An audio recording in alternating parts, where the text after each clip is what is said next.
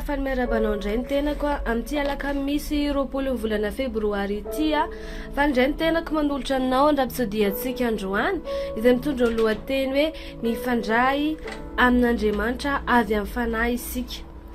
Amin'ny Galatiana 3:7-20 dia milaza tsy misy intsony na jiosy na grika na andevo na tsy andevo na lahy na vavy fa iray ihany ianareo rehetra ao amin'ny Kristy Jesosy.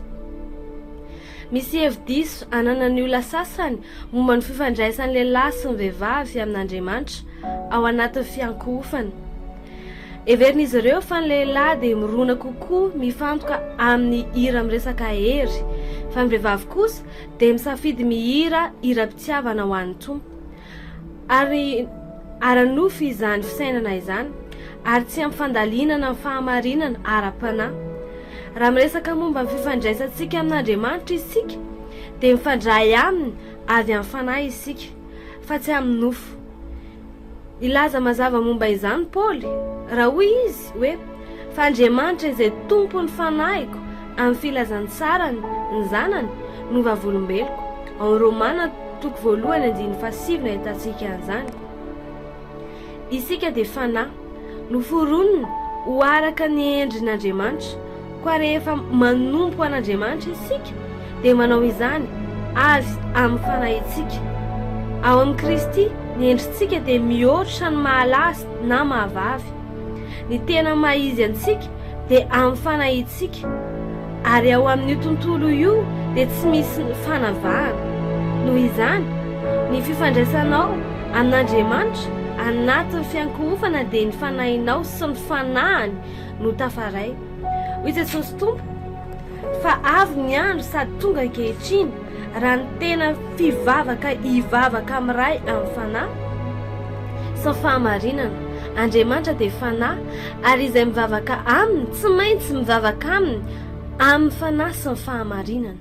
Ao amin'ny Jaona 4:7-20 ny malana mahavavy dia ampahany amin'ny vatana eto an-tany, fa isika kosa dia olom-baovao, miaina sy manompo an'Andriamanitra avy ao amin'ny fanahitsika izay tsy misy lahy sy vavy.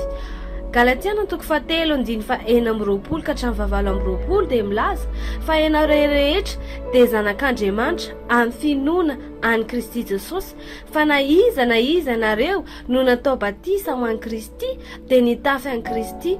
Tsy misy intsony na jiosy na grika na andevo na tsy andevo na lahy na vavy fa iray ihany ianareo rehetra ao amin'ny Kristy Jesosy.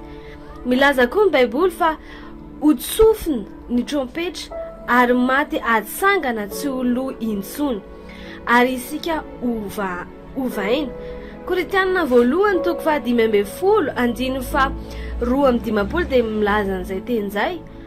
Amin'ny fitsanganana maty dia hovana isika, ary tsy ho voafatotry ny malahy na mahavavy intsony. Haleloia! Tsisy fisainana an'izany intsony zany ao amin'Andriamanitra, samy hafa fomba fiankohofansika amin'Andriamanitra, fitondra atsika ny fiankohofana amin'Andriamanitra, fa iray ihany sika rehetra ao amin'Andriamanitra. Aleloia! Amin'izao fotoan'izao ara dia manasa anao anao an'izao vavaka fanekempon'izao za ilaza enao mamerina izany ampandresen-dahatra. Ray malalo, misaotra aminao noho ny fanehoana ny maizy ao amin'ny Kristy.